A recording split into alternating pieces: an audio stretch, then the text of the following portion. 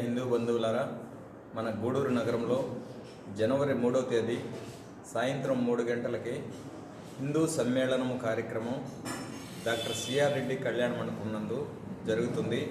50 మంది హిందూ బంధువులు, పుర ప్రముఖులు, నగరంలో ఉండేటటువంటి అన్ని ధార్మిక సంస్థలు, అలాగే కుటుంబ సమేతంగా హిందూ బంధువులు చేసి ఈ కార్యక్రమాన్ని జయప్రదం చేసి రాష్ట్రీయ స్వయం సేవక్ సంఘ్ పిలుపు మేరకు దేశవ్యాప్తంగా 1,00,000 స్థలాల్లో హిందూ సమ్మేళనాలు చేయాలని నిర్ణయించడం జరిగింది.